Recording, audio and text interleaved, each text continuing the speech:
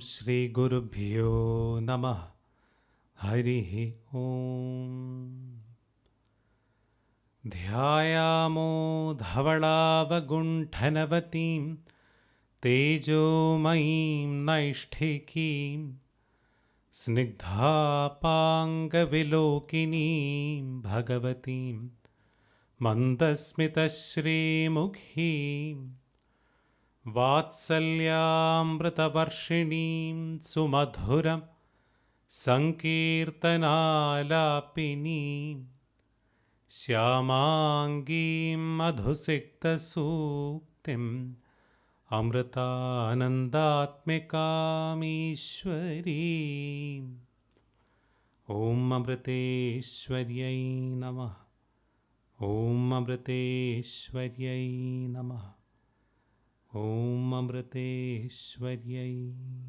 Namah.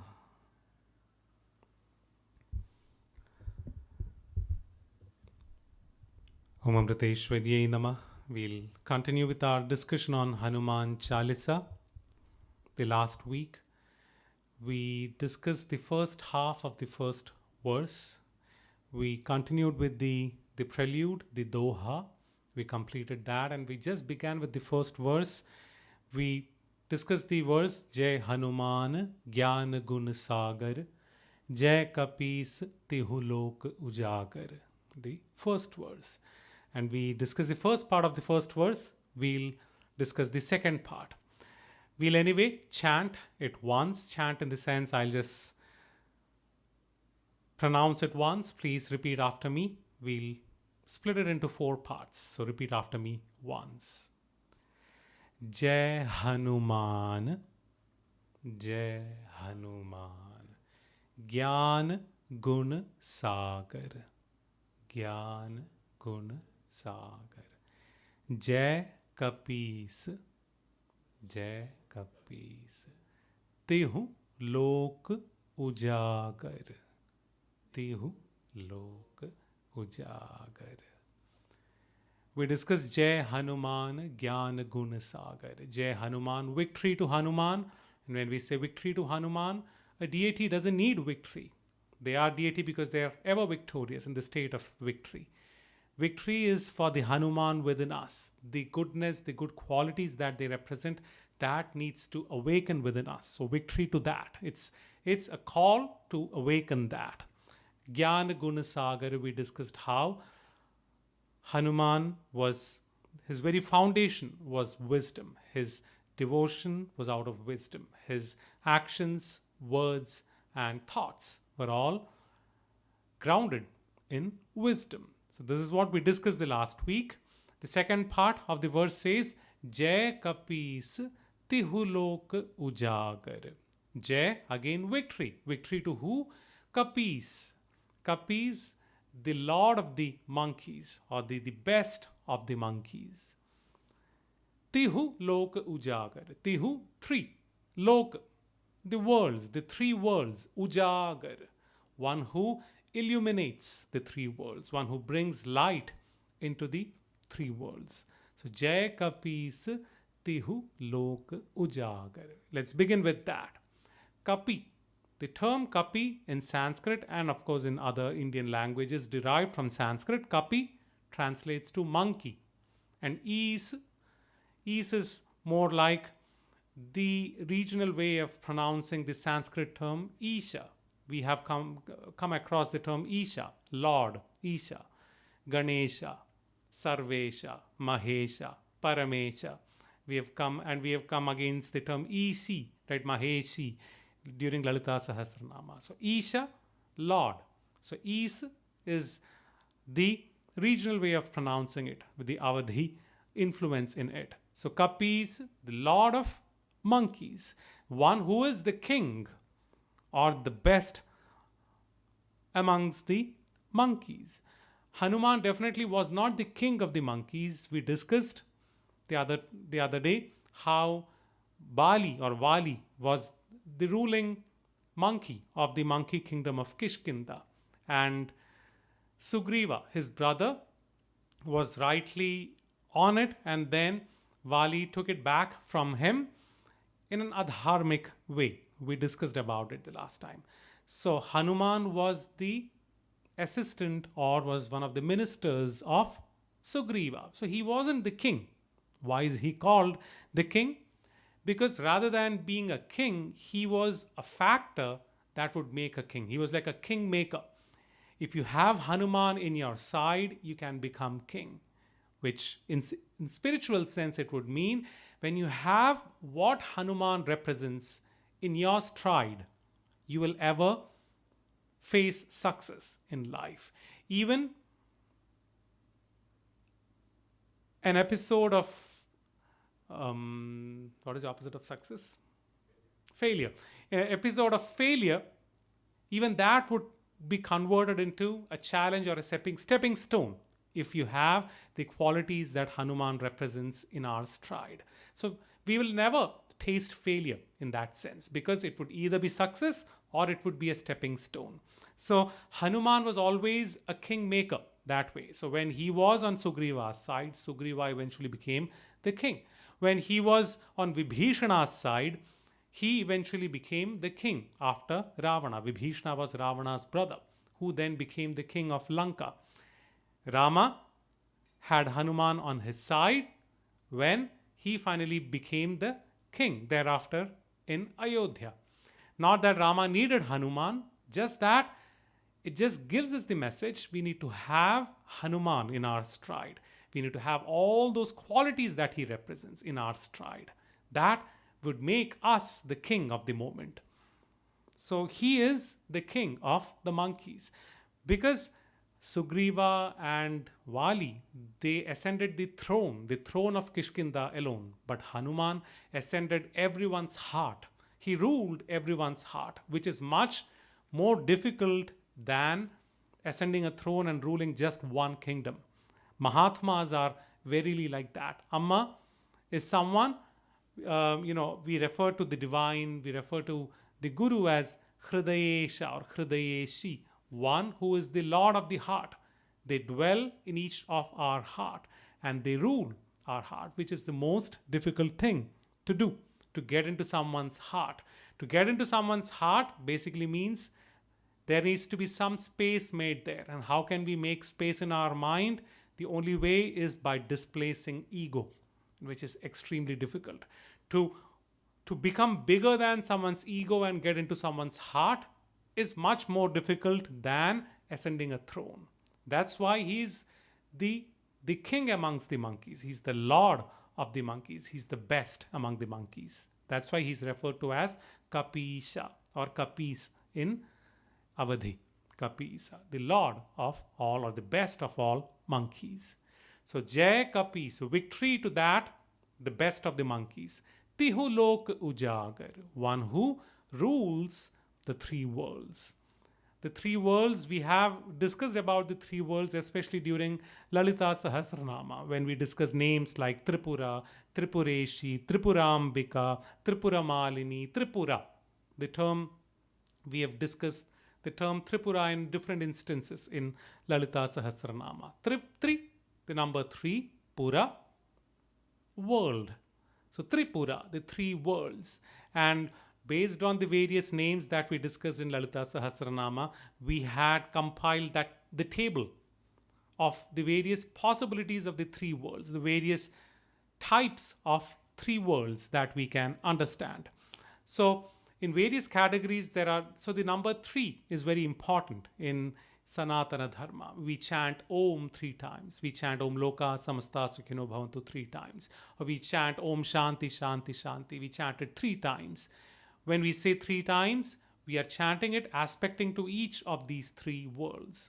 And the 3 can be of various categories, like the goal or the desires of life. It would be dharma, artha, kama, righteousness, wealth, and desire. Be it the physical world, we can talk about the earth, the immediate outer space, which is atmosphere, and the outer space.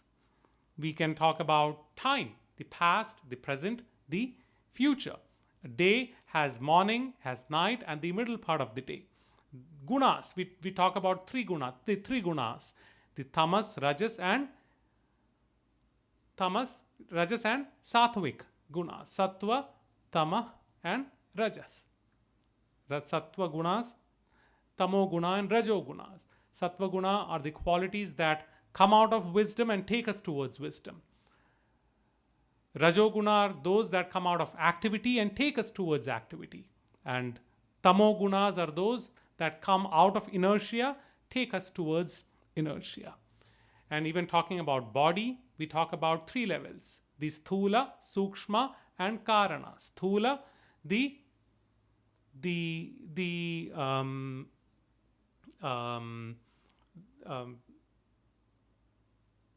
subtle, gross, the gross body. I'm blanking out on terms today. So the gross body, the physical gross body, which is impermanent. Sukshma is the subtle body, and Karana Sharira is the causal body. We have discussed all these during Lalita Sahasranama, Bhagavad Gita, and even during Tattva Bodha. Talking about states, we can exist in three states. We can be in awakened state, Jagrat, Swapna in dream state, Sushupti in deep sleep state. Or talking about creation, when you talk about creation, creation itself involves creation. Whatever is created has to sustain, so sustenance. Whatever gets created has to dissolve, so dissolution. So there are these three aspects too.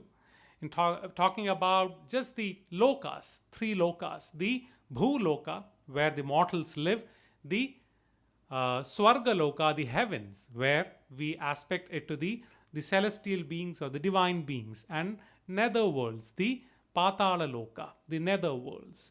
And we, even during Lalita Sahasranama, going per the tantric tradition, we were discussing about the energy path, and the straight line from the bottommost chakra to the topmost chakra, from Mooladhara to Sahasrara. We have the Sushumna Nadi energy, the energy path, and then around it, the left and right would be Ida and Pingala. So there are all these various aspects of three in Sanatana Dharma. So the three worlds basically points to all these aspects of three. And Ujagar, one who enlightens, one who illumines all the three worlds. And who can enlighten all the three worlds? One who has the mind and the senses under control, would ever have all these three states under control, all these three combinations under control. We may say, oh, he is such a rude person, and he's such a nice person only when he's asleep, right? Because he's an adorable person only when he's asleep. Why? Because when he's awake, not everything is completely under his control. His emotions may not be under his control. His words may not be under his control. His mind may not be under his control. So one who has Shama and Dhamma, control over the mind, control over the senses, will ever have all the three states under control. Thus, he would illuminate all the three states. Thus, he would or she would be beneficial to himself, herself, and others around. That's why Hanuman is referred to as one who is the very foundation of wisdom. Hanuman is referred to as one who illumines all the three worlds. So, Jai Kapis Tihu Lok Ujagar. Jai Kapis Tihu Lok Ujagar. There's a story aspected to Hanuman. It seems there was a demon called Kalanta. Kalanta, we can split it into Kala and Anta. Kala refers to time, Anta refers to end. So Kalanta was a demon who would put time to an end. So Kalanta was more or less the concept of antimatter, like black hole. So Kalanta's very property was he would just swallow the creation. Once he swallows creation, every property of that creation just stalls. Time freezes, like the black hole. So Kalanta could be equated to the black hole, the antimatter, but where none of the properties of the creation hold good. thereafter. So Kalanta, it seems, as per the legend, as per the epic, Kalanta started gobbling various parts of the creation. So Brahma, the creator, and the sustainer, Vishnu, the sustainer, both of them were, having trouble. They said this cannot happen. Kalanta just cannot gobble everything away. The creation would just disappear if that happens. So they go up to Lord Shiva to seek his help, because he is the one who is the dissolving factor, the dissolution factor. So he needs to dissolve Kalanta. But Lord Shiva is in his deep samadhi, his deep state of meditation, and it's very difficult to get him out of that state because he's ever in that state. And because he's in that state, now they are in trouble. They don't know what to do. Who can take care of Kalanta? And it seems Hanuman volunteered to confront Kalanta and stop him from swallowing parts of creation as he was doing it one by one. And it seems there was a ferocious duel between Hanuman and Kalanta. But Kalanta was very powerful, so he gobbled Hanuman. And Hanuman had this quality of becoming smallest of smallest atom, biggest of the biggest in creation. So Hanuman became small, and it seems he went into Kalanta's stomach, and then he just stopped the process of this swallowing. Basically, he made time which stalled inside Kalanta. It seems the story goes wherein he starts the process of time within Kalanta. But once time starts, then antimatter cannot be. Antimatter basically is what? Where the properties of the creation just stop. So Lord Hanuman, it seems once he goes into Kalanta, he reverses the process. Because he reverses the process, now Kalanta is not able to hold that process within, because the very property of antimatter is once it goes in, all the properties stop. But because they were revived, he couldn't. So it seems he just vomited everything out, including Hanuman. And once he vomited Hanuman out, Hanuman became huge. And then he put an end to Kalanta. So that's how the story goes. Though it's like a story, an epic story, it makes a lot of sense. We think about it scientifically. I don't know science, whether science has yet come to a state wherein we see that something that has been swallowed by antimatter, can it come out? Maybe in the future we would. I don't want to comment on that because I'm not an expert. But anyway, the story goes such that once the process was reversed, it could come out of it. So Hanuman, he helped bring back the creation. So why I thought I should share this example or this epic, this episode from the epic, is because Hanuman reversed the time. We think about the creation. Creation is but a function of time. As time progresses, the creation evolves. It's a function of time. And creation is but a function of our mind. The way our mind perceives something, that is creation. The creation in me is very different from the creation in you. The creation in me has a place called Kanjur Marg, which happens to be a place in Mumbai. You may have not even heard of the place called Kanjur Marg.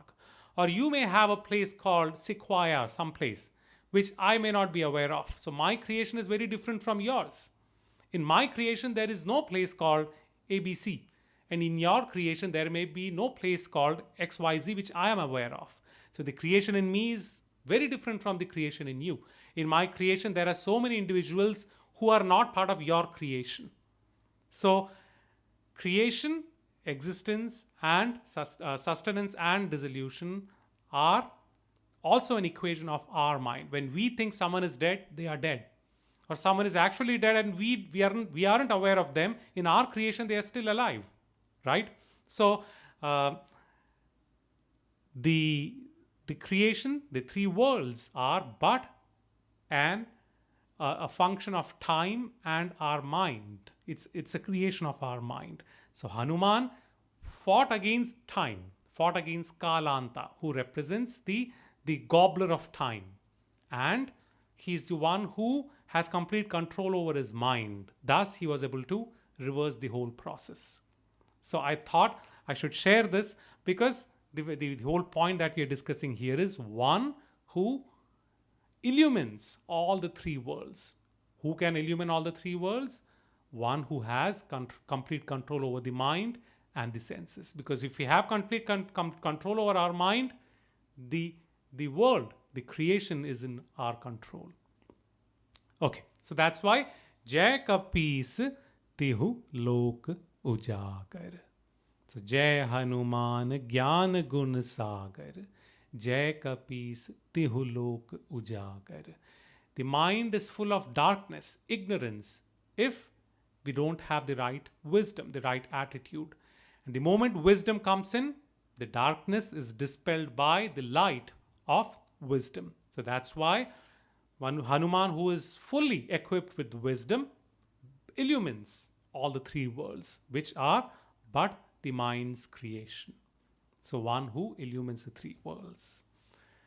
We'll move on to the second verse. So first verse was Jai Hanuman Gyan Gun Sagar, Jai Kapis Tihu Lok Ujagar.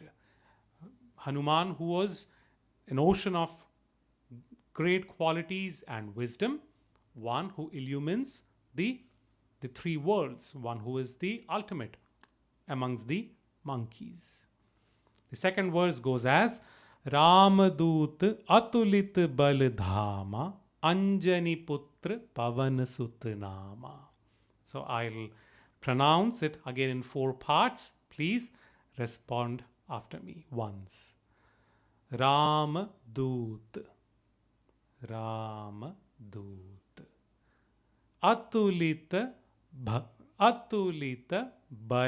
Dhama, Atulita Bal Dhama, Anjani Putra, Anjani Putra, Pavan Sut Nama, Pavan Sut Nama. Ramadut Atulita Bal Dhama, Anjani Putra, Pavan Sut Nama. So the verse goes as Ramadut, Rama, Lord Rama, Duta, messenger. Ramadut, one who is the messenger of Lord Rama. Atulit Baladhama. Tulana is to compare. Atulit, one who cannot be compared. One who is unparalleled. In what? Baladhama. Dhama, abode. Abode of what? Strength. Bal.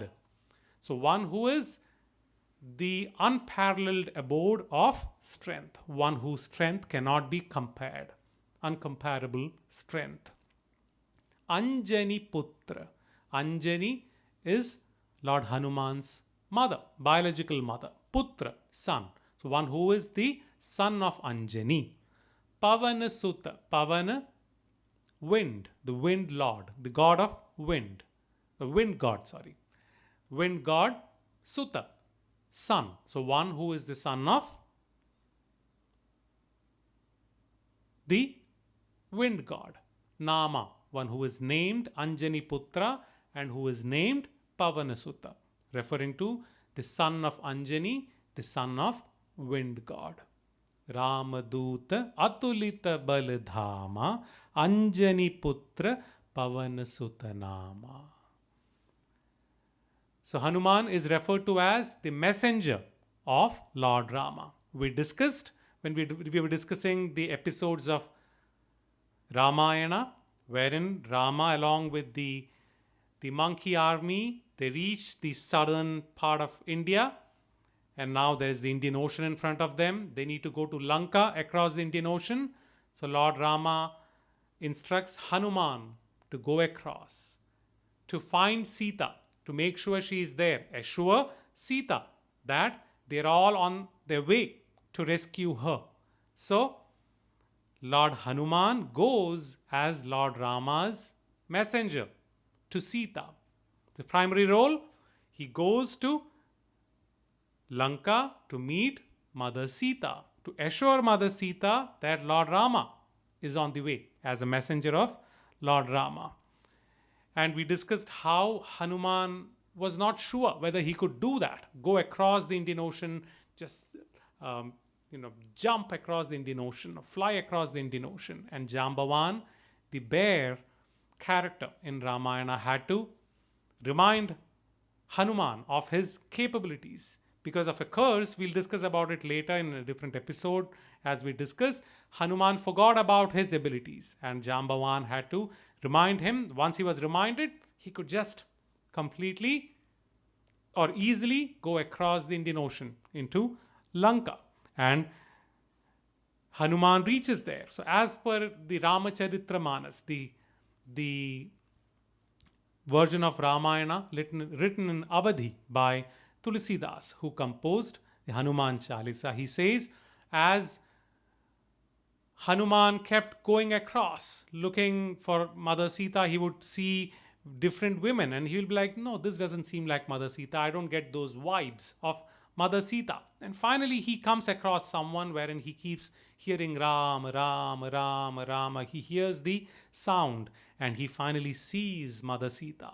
And he's just completely, the term we can use, flabbergasted by just the charm of Mother Sita, the charm of a mother. Hanuman ever shared the relationship of an innocent son with a mother. And he was so charmed by Mother Sita sitting down there, ever in remembrance of his own Lord, Rama. He hadn't met Mother Sita yet. The connection he had was with Lord Rama as his master. And now he sees Mother Sita, who is Lord Rama's consort, who is so very devoted to Lord Rama. And it seems he's up on the tree. He's hiding himself behind the leaves. That's when Ravana walks in. So Mother Sita is placed in. So Ravana tries to make Mother Sita his wife, but Mother Sita was so devoted to Rama that she wouldn't even enter the palace. So she lived in the Ashoka Vana, or the Ashoka garden.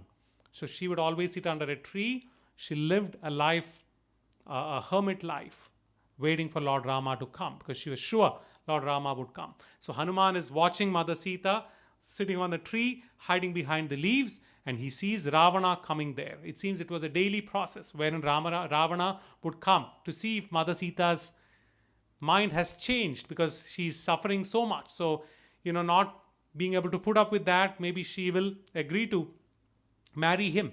But she is steadfast. She says, get lost. The master of the world, my Lord, will be here definitely to rescue me. Don't ever have any idea that you're going to, you will be able to continue this forever. And he doubts the strength of Lord Rama, and Sita assures him that you don't know anything about Lord Rama. Looks like you know nothing about Lord Rama. And all this kind of makes Hanuman all the more happy to hear the glory of Lord Rama from Mother Sita's mouth. And then Ravana again goes back, dejected, unable to convince Mother Sita. And it seems the Ramcharitmanas, the sequence goes wherein Hanuman finally drops. So Rama sends his ring, his precious ring with Hanuman, and he drops that on Mother Sita. The moment Mother Sita sees the ring, she sees it is Lord Rama's ring. She recognizes it immediately. So it seems there was a mix of emotion. She was happy. At the same time, she was sad, because she was reminded of Lord Rama. She was sad, but because she was reminded of Lord Rama, she was happy too. And she was also worried, how come this precious ring, which never could part from Lord Rama, who had the strength to get it out of Lord Rama? So either Lord Rama is here, or someone has taken it away from Lord Rama. Lord Rama is here, she doesn't feel it yet, and someone has taken it from Lord Rama also seems impossible to her. So she's looking around in wonderment. What happened? How come this ring is here? And that's when Hanumanji, he drops himself down, and she sees this monkey, and he says, I brought this ring.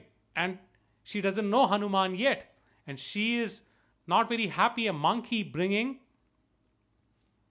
the Lord Rama's most precious ring, and he had a lot of convincing to do to make her know who he actually is. And it seems he then reveals his Virata Rupa. He had to reveal the actual form full of strength. That's why the next line of the verse says, Atulitu Balidhama, one who is full of strength. So once he reveals himself to Mother Sita and he explains the whole sequence to Mother Sita is then convinced Lord Rama's messenger is here. And like I mentioned, Hanuman is like an innocent child in front of Mother Sita. After all this serious business is over, Hanuman is back into his little innocent self. He was like, now that I've conveyed all this, I'm very hungry. I want some fruits to eat. I've not eaten for so long. I flew all the way from south of India to Lanka. I want fruits. I see beautiful fruits up here. And Mother Sita says, I'm not sure whether you want to do that, because if you start plucking those fruits, the guards around will find you, and you have no idea or you have no strength to face these demons who are like very strong.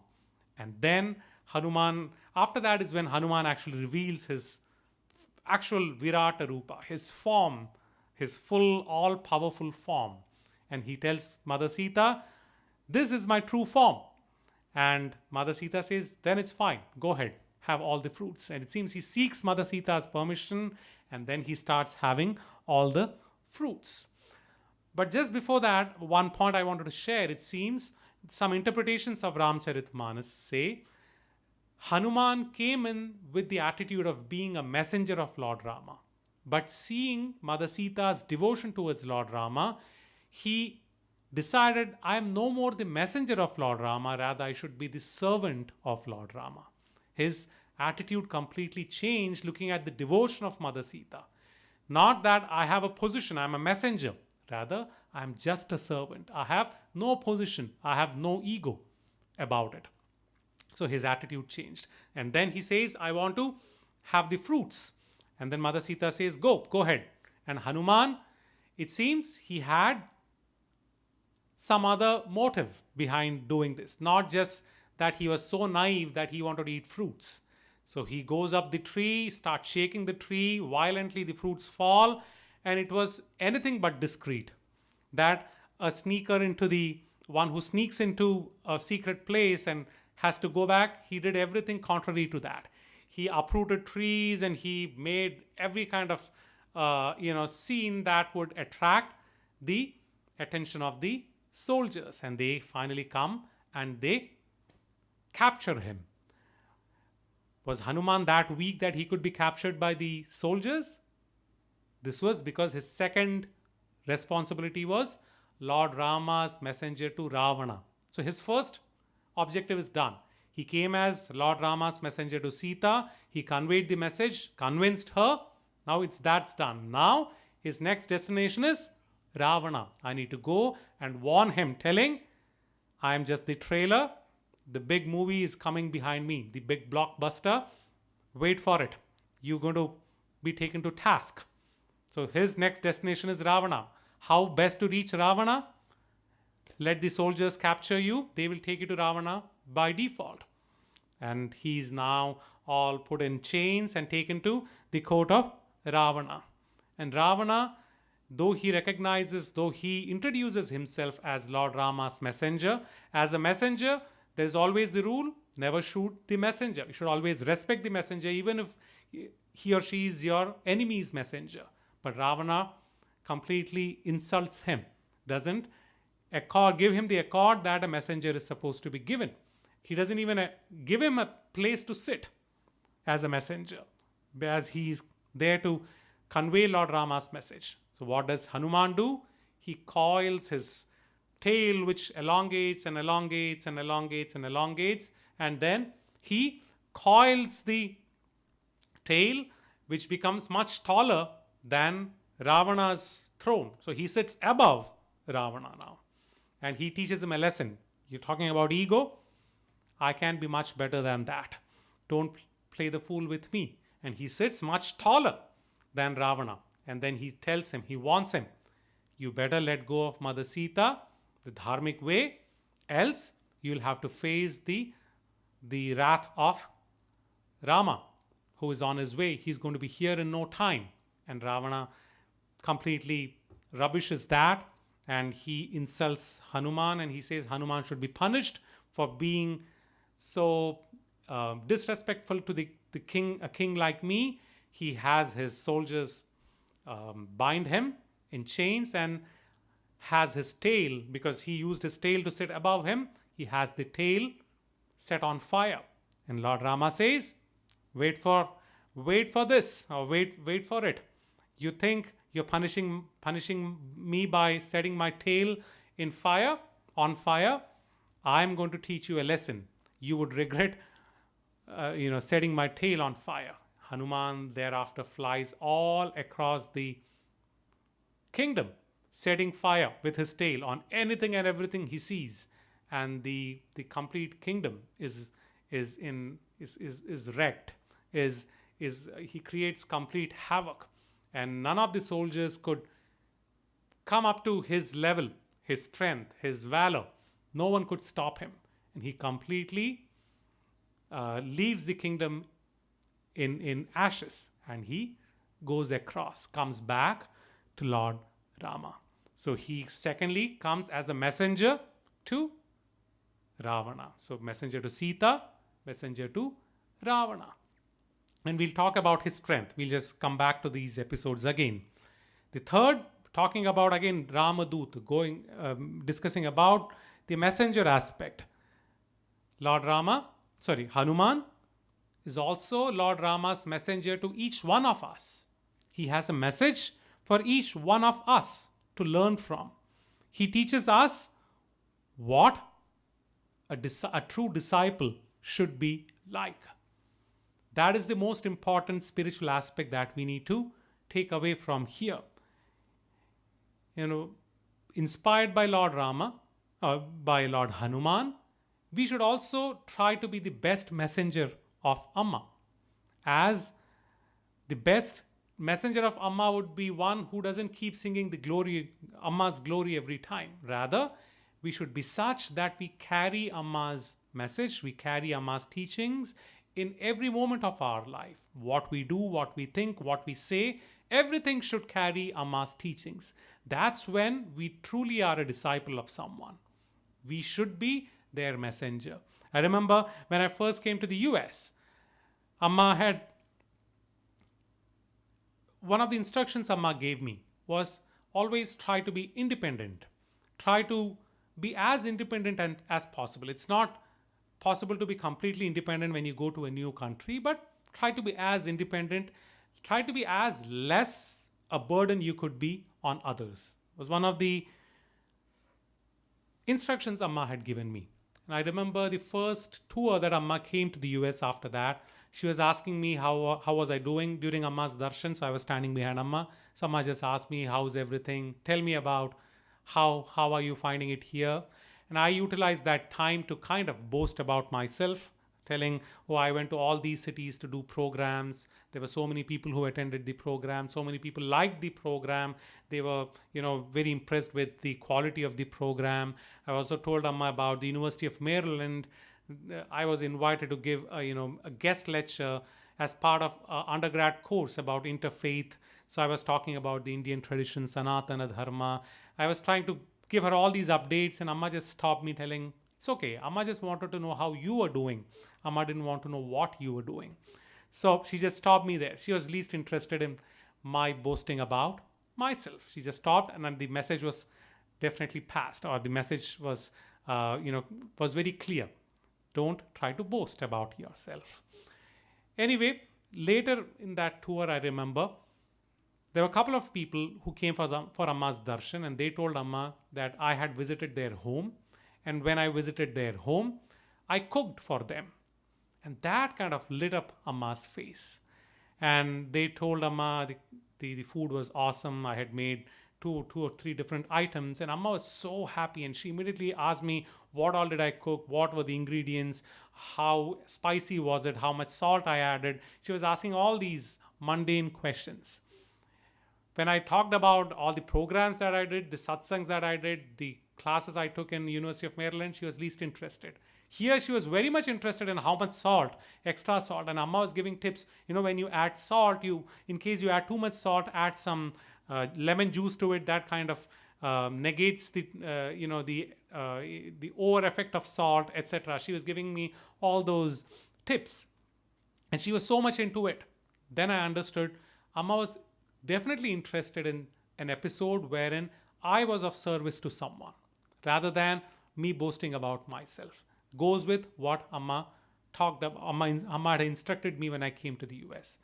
Again, just going by that, the very idea here is try to be of service to others. That's the best way we could be Amma's messengers. And that is the message that we could learn or grasp from Hanuman as Ramaduta. He is a messenger to us from Lord Rama, teaching us how a true disciple should be of benefit to others. So that kind of inspires me to a good extent with all these at least little things. I try to minimize to the maximum extent people cooking for me. I try to cook myself. But still, there's so many people who show love. They bring food once in a while, but I try avoiding it as much as I can. I try taking the public transit system as much as I can. Sometimes in the US, it's just not possible, some places. But wherever it is possible, take public transit and then take a ride from someone. You offer people ride. When someone comes to DC, I try to offer people ride to their place of stay or to the nearby transit station or bus station, etc. So again, all these are little things we can at least draw inspiration from Hanuman and see how much we can give others. That's the best way we could be Amma's messengers. So that is the other message Hanuman gives when you say Ramaduta, messenger of the Hanuman, who is messenger of Rama. So Ramaduta. Next term is Atulita Baladhama, one who is all powerful. We'll get to that after the next part. The second line says Anjani Putra Pavana Sutanama, one who is known with the name as son of Anjani and son of the wind god. So Anjani was Lord Hanuman's biological mother. It seems there was an Apsara. Apsara is a celestial being. What is the exact meaning of the term damsel? Damsel? A beautiful woman, right? These celestial beings, Apsaras were, they would have all these various talents and they would be very beautiful and charming in their appearance. That's how they are depicted. So they are these celestial beings who are in the heaven. So there was this Apsara called Punjikasthala. So this Apsara was very different from other Apsaras. The other Apsaras would avail all the comfort that one would have in the heavens, whereas Punjikasthala was such that she was very pious and ever devoted to the divine, ever in remembrance of the divine. And it seems she was so much into that she would be of service to the gurus of the devas in the heavens, the guru of the heavens, all the beings in the heavens, Brahaspati.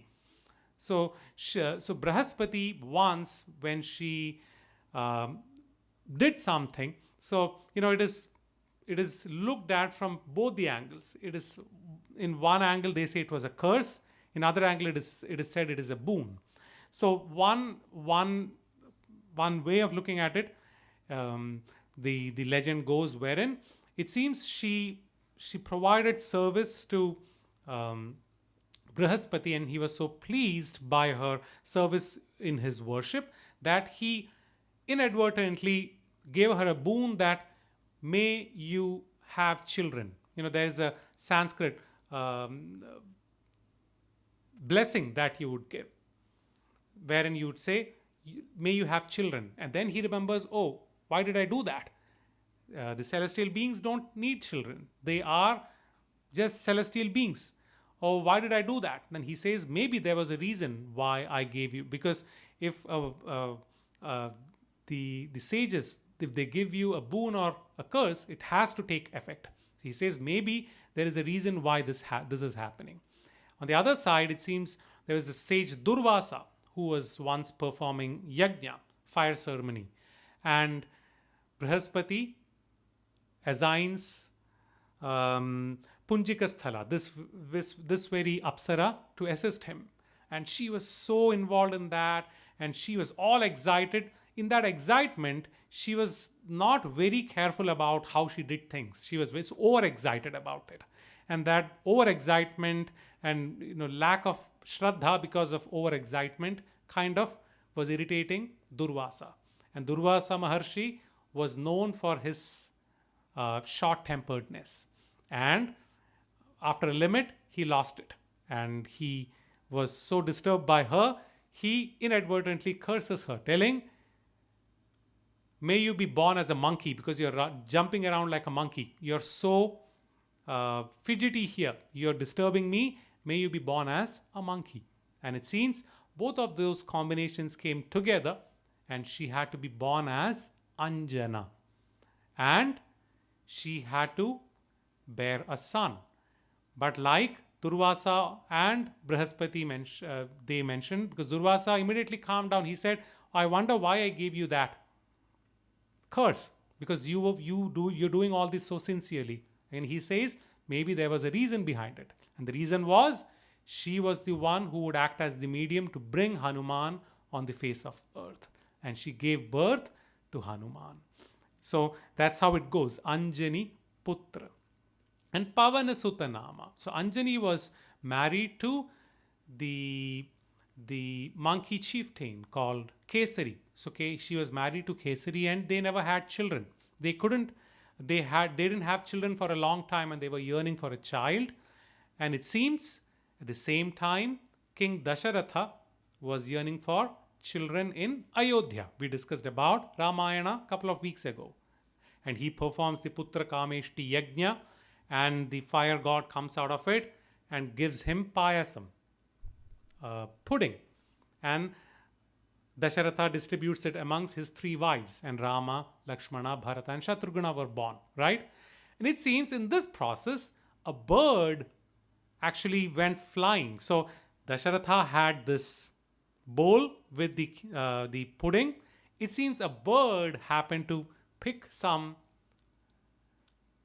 prasad out of it, the pudding out of it, and it flew away. And it seems the bird much later just dropped it. And when the bird dropped it, it was for a reason. Why? That was meant for Hanuman to be born. And the wind god, he carried it all the way to Anjana, who was praying with her hands open, and wind god dropped it in her palms, and she consumed it.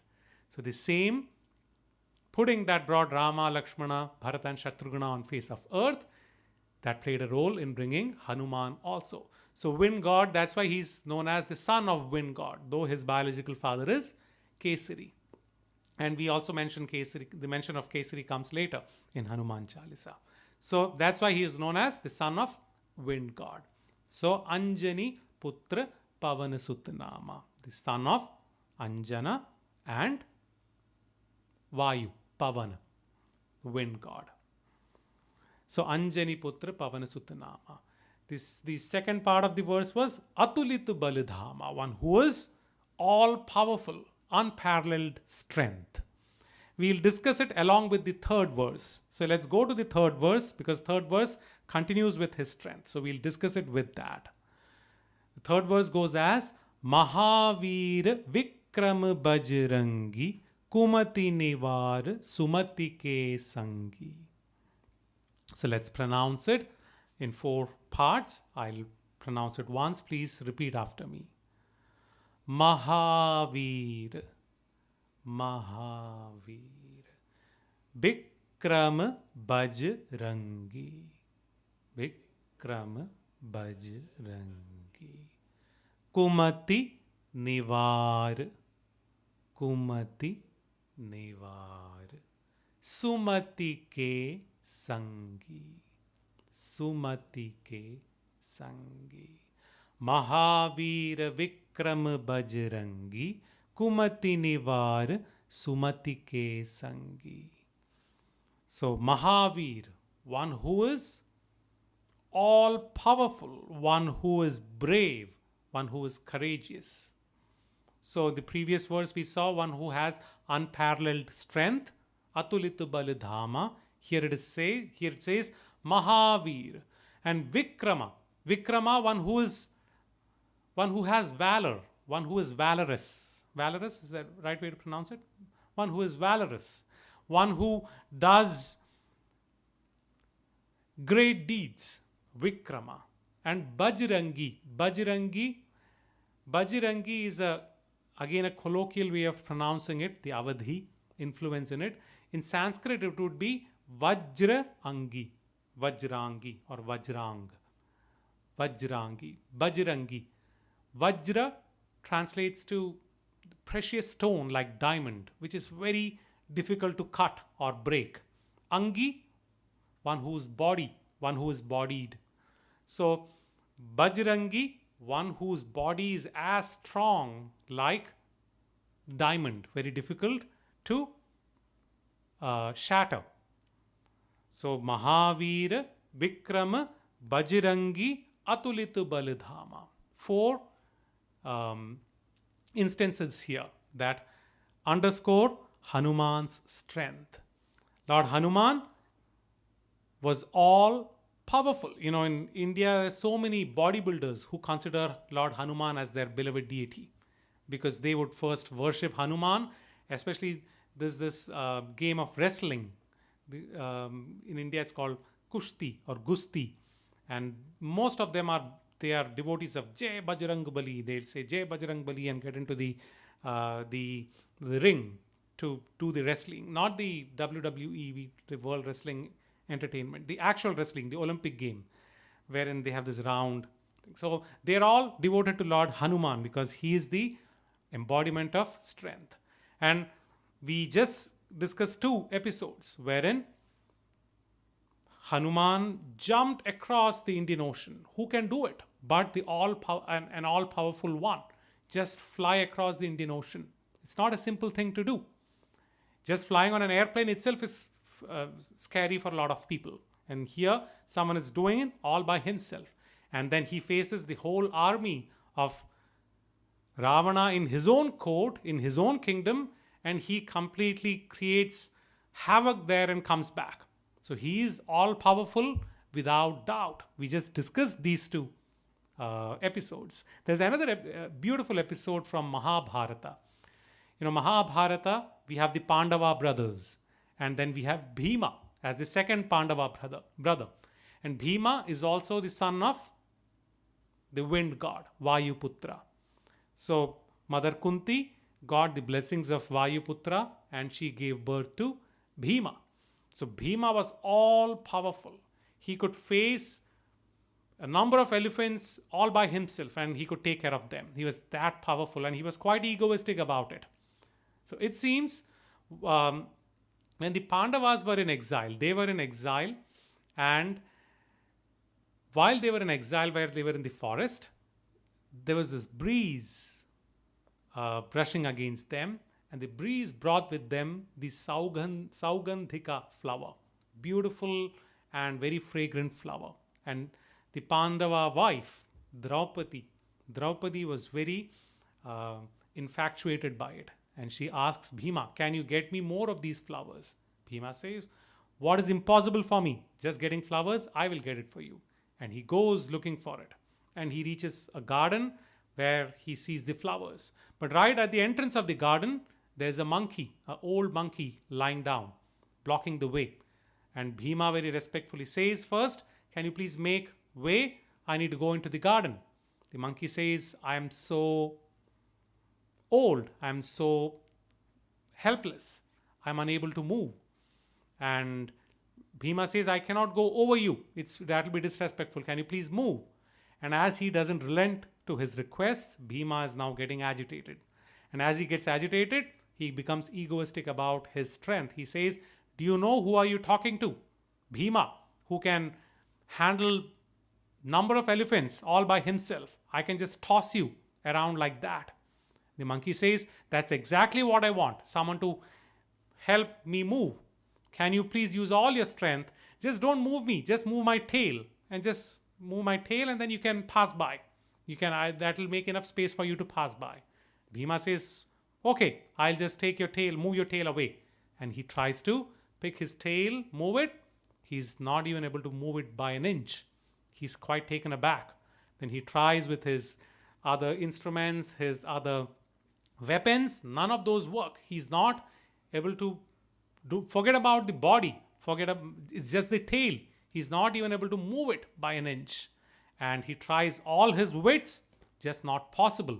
Finally, he gives up and he says, either you are a Mayavi, you're like an illusionist, or you are someone great. Please reveal yourself to me. And when he pays that, when he makes that request with humility, the monkey transforms into Hanuman, because Hanuman happens to be his elder brother. Both of them are sons of Vayu, are sons of the wind god. And Hanuman says, I was here to teach you a very valuable lesson. You shouldn't be wrongly egoistic about your physical strength. You also need to build your mental strength. You need to build your mental strength. Only then can you make right use of your physical strength. You should have control over your emotions, your mind, and your senses. And I had to teach you, as an elder brother, teach you this lesson. And that's a beautiful episode in Mahabharata, wherein the elder brother teaches the younger brother what true strength is about. So that brings us also to the topic. It's 28. We have a couple more minutes, so we'll try to finish it as quickly as possible. When we talk about strength, Hanuman was not just about physical strength. We saw these episodes, be it in Lanka, be it Bhima, the all-powerful Bhima couldn't even move his tail by an inch. That talks about his physical strength. But the message he gave to Bhima was about mental strength. Physical strength definitely helps, but mental strength is all the more important. It seems when someone had to go across the Indian Ocean to Lanka, Hanuman was definitely very able. There was another abled monkey called Angada in Ramayana. Angada was the son of King Vali, king of the monkeys. You know, King Vali was wrongly the king, and Sugriva, the brother, was made the king with the help of Rama. So Rama gave Vali a promise that I will take care of your wife and your child. They will be under my protection. So Angada was very able, like his father. And he also could easily go across to Lanka. But the choice was made that Hanuman should go. Why? Because it's not about physical strength alone. Going to Lanka, Lanka has a lot of attractive things. And they are actually attractive things in disguise. They are traps. You get so attracted by it, the beauty of it, the enchantingness of it, how enchanting it would be. You will get attracted by it and you will get stuck in that trap. Only one who has a strong mind can go beyond that. And Angada, though he was physically powerful, he didn't have the mental strength to do that. That's why Hanuman was chosen to go across. So Hanuman, as much as he represented physical strength, he was also a representative of mental strength, one who could go across. And even when he was with Mother Sita, Hanuman mentions to Mother Sita that I have the strength to just carry you back. Why wait for Lord Rama to come? I have come here, I've seen you. I have the ability to make, turn the kingdom into ashes. I can easily carry you back. But he says, I will not do that because my Lord has instructed me to come here as a messenger alone, not as a savior. So I will adhere to that. Even when he was in front of Ravana and Ravana insulted him, he had all the ability to completely destroy the whole kingdom and defeat Ravana right there. But he didn't do that because he says, I am here as a messenger, not as savior of Sita. So I will not do anything to you. I will just give you a trailer and I'll go back.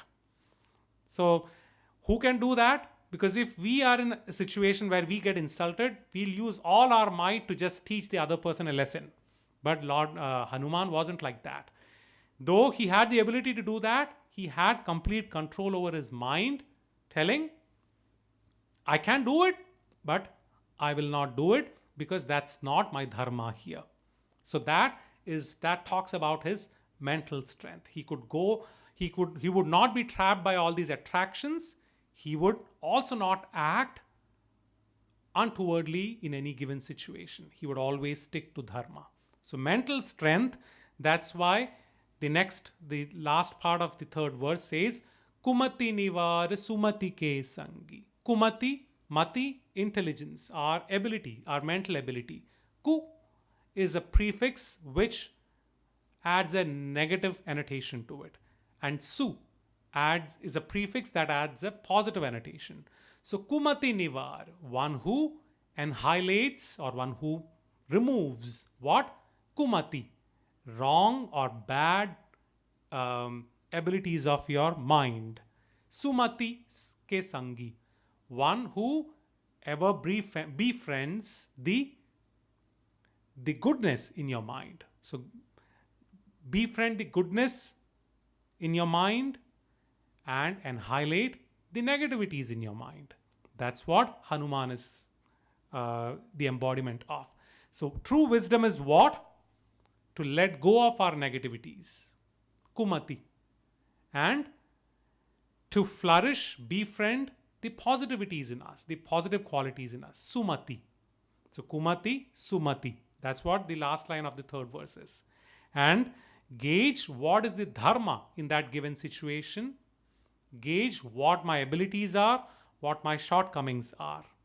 Once we have gauged all that, befriending our good qualities, letting go of our negative qualities, gauge what is the dharma in that given situation, gauge what my abilities are, what my disabilities are, and then you act. That is true wisdom. That is our mental strength. We need to develop that mental strength. That's what Lord Hanuman represents. It's 8:33. I'm sorry. So that's the gist of the third verse. One who is all powerful. All powerful how? Both physically and mentally. Thus, he is the one who befriends good qualities, one who lets go of the negative qualities.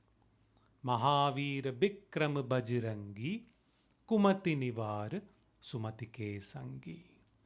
So let's conclude the discussion here and we'll sing the Hanuman Chalisa now. Om Amriteshwaryaye Namah. Give us couple of minutes to set up the mic and then we'll start the singing. Om Amriteshwaryaye Namah.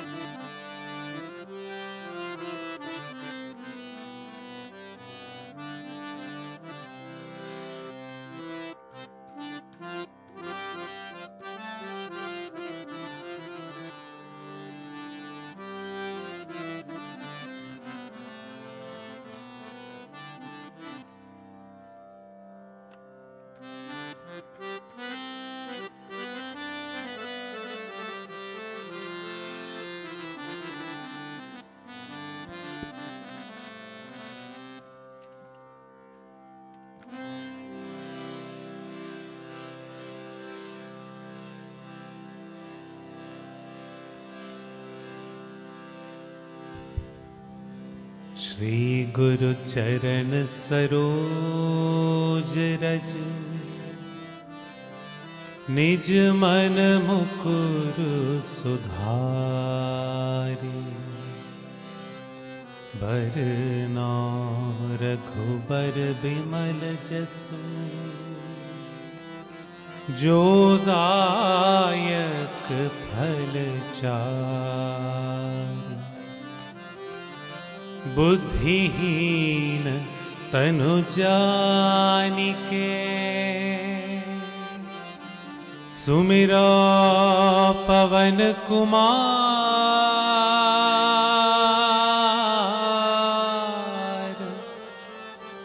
बल बुद्धि विद्या देहु मोहि, हरहु कलेस विकार।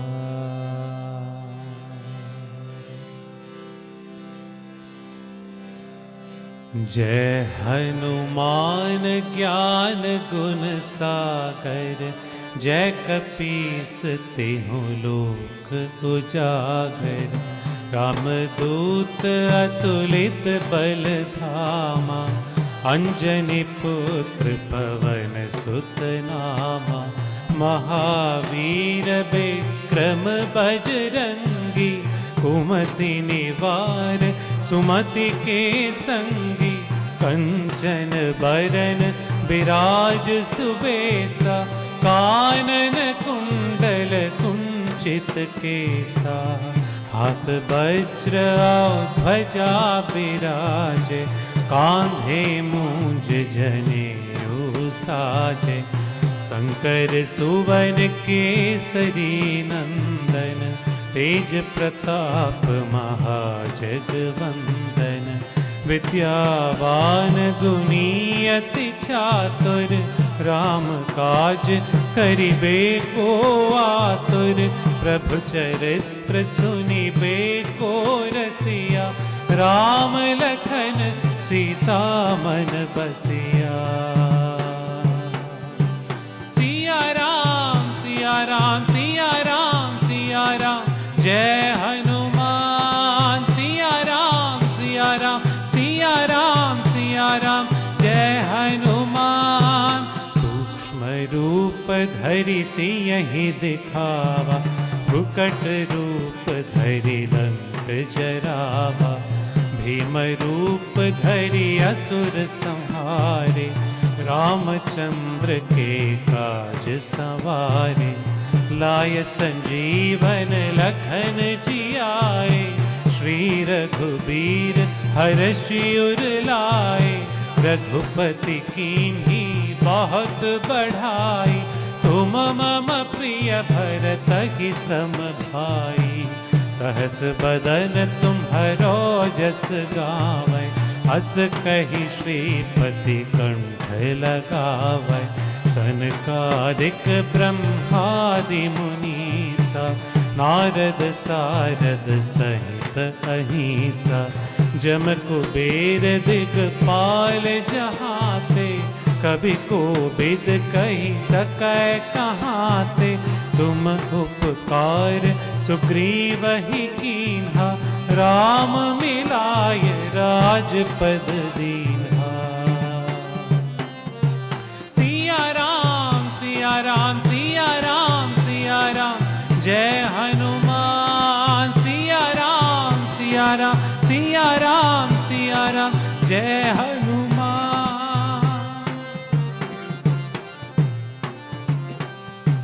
तुम्हारो मंत्र विभीषण माना, लंकेश्वर भय सब जग जाना। जुग सहस्र जो जन पर भानु, लील्योताहि मधुर फल जानु। प्रभु मुद्रिका मेली मुख माही, जलधि लांघि गए अचर जनाही। दुर्गम काज जगत के जेते, सुगम अनुग्रह तुम्हरे तेते। राम दुआरे तुम रखवारे, होत न आज्ञा बिनु पैसारे। सब सुख लहै तुम्हारी तुम्हारी सरना, तुम रक्षक काहू को डरना।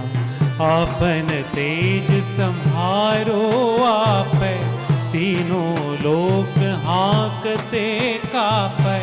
भूत पिशाच निकट नहीं आवै, महावीर जब नाम सुनावै।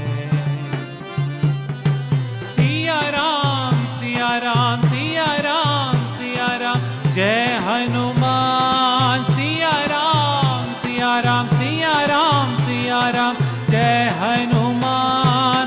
आसे रोग हरे सब पीरा, जपत निरंतर हनुमत बीरा। संकट ते हनुमान छुड़ावै, मन क्रम वचन ध्यान जो लावै। सब पर राम तपस्वी राजा, तिनके काज सकल तुम साजा। और मनोरथ जो कोई लावै, सोई अमित जीवन फल पावै। चारों जुग पर ताप तुम्हारा, है परिसिद्ध जगत उजियारा। साधु संत के तुम रखवारे, असुर निकंदन राम दुलारे। अष्ट सिद्धि नौ निधि के दाता, असबर दीन जानकी माता। राम रसायन तुम्हारे पासा, सदा रहा रघुपति के दासा। सिया राम सिया राम सिया राम सिया राम, जय हनुमान। सिया राम सिया राम सिया राम सिया राम, जय हनुमान। तुम्हारे भजन राम को पावै, जन्म जन्म के दुख बिसरावै।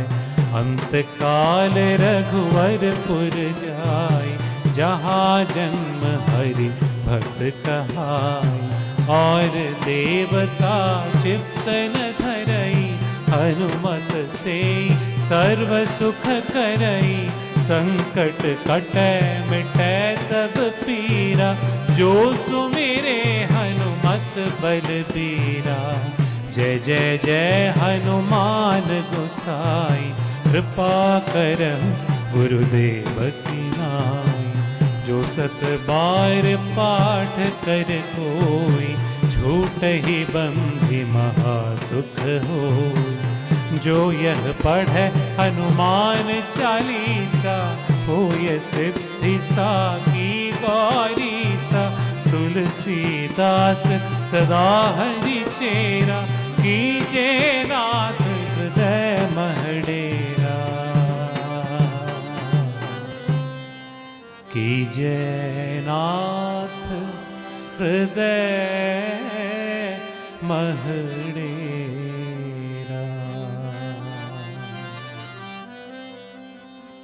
पवन तनय संकट हरन, मंगल मूर्ति रूप। राम लखन सीता सहित, हृदय बसहु सुरभूप।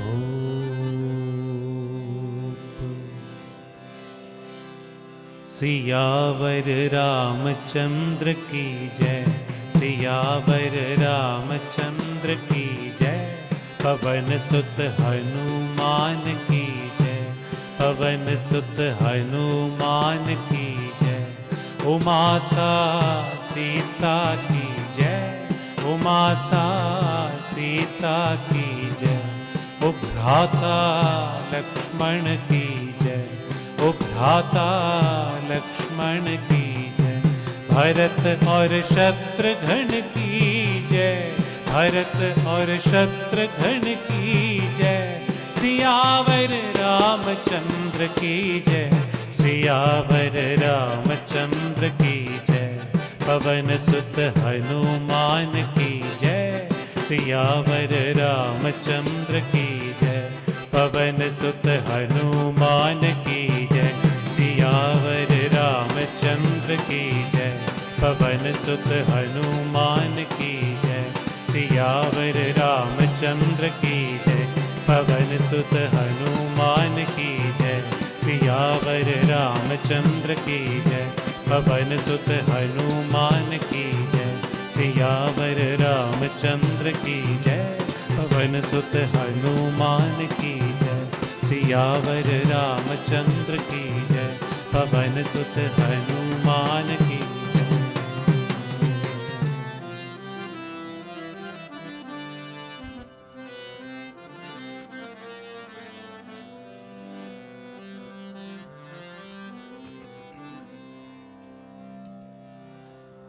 Amriteshwarye Namah.